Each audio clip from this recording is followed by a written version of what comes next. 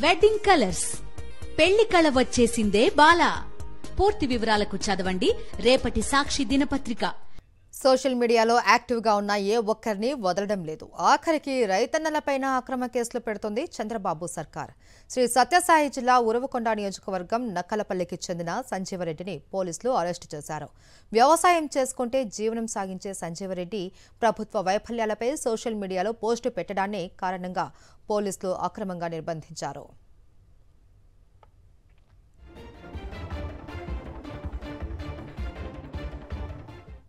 బుధవారం రాత్రి 9 గంటల సమయంలో ఇంట్లో ఉన్న సంజీవరెడ్డిని దౌర్జన్యంగా తీసుకెళ్లారు.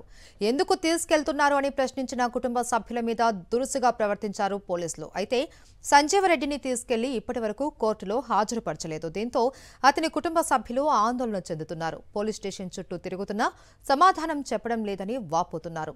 సంజీవరెడ్డిని ఎందుకు అరెస్టు చేశారు, ఎక్కడికి తీసుకెళ్లారో తెలియడం లేదు అని, ఒకవేళ చంపేసి ఉంటే కనీసం డెడ్ బాడీ అయినా ఇవ్వండి అంటూ వేడుకుంటున్నారు సంజీవరెడ్డి కుటుంబ సభ్యులు.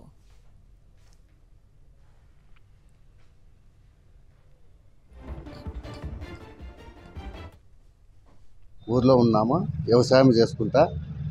అది రాత్రి 9 గంటలప్పుడు వచ్చి ఎందుకు సెల్లు కావాలని పట్టుకొచ్చినారు. ఎందుకు వచ్చినారంటే ఇట్లా మాకు సెల్లు కావాలని వచ్చినాము, మాకు సెల్ ఒకటి కావాలని పిల్లంపించుకొని వేసుకొచ్చినారు.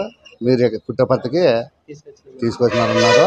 మేము పుట్టపర్తికి వస్తే 2 నెలల నుంచి తిరిగినా కూడా మాకు వెబ్సైట్ చెప్పడం లేదు, ఇట్లా సాటున్నారని. అది ఏమైందో మాకు తెలియదు. నా తమ్ముడు ఆసుపత్రి తెలియాలని మేము వచ్చినాము. పోలీసులని వచ్చారు మా గ్రామానికి బుధవారం 9 గంటలకి. ఆయన ఏం సార్ ఎవరు మీరు ఏమైనా అడిగితే మాకు మొబైల్ కావాలి, మొబైల్ పోయింది, ఆ మొబైల్ మీద కొద్దిగా ఇష్యూ ఉంది అంతే వచ్చాము కానీ అందుకని ఏం లేదు అని.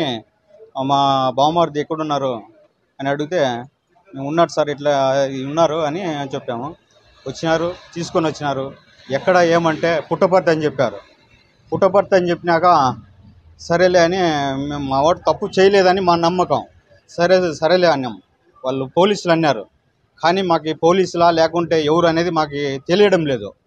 కానీ పుట్టపర్తి అని చెప్పినారు కాబట్టి పుట్టపర్తి పోలీస్ స్టేషన్ దగ్గరికి వచ్చాము. మా సిఐ మేడం అంట, ఆమె కోసము ఇక్కడే ఉండి పడిగాపులు కాస్తున్నాం. ఎవరు మాకు పోలీసులు కానీ ఎవరు కానీ స్పందించడం లేదు. మాకు ఆయన మా బావమరిది ఉన్నారా లేకుంటే ఏం చేశాడు, ఏం అరెస్ట్ చేశారా లేదా ఏం పరిస్థితి అని చెప్పేవాళ్ళు లేరు మాకు. ఆయన కోర్టు కన్నా హాజరుపరిచి లేకపోతే మీ ఎవడు ఈ తప్పు చేశాడు అని మాకు తెలియజేసి కోర్టుకు హాజరు పెట్టినా మాకు సంతోషమే.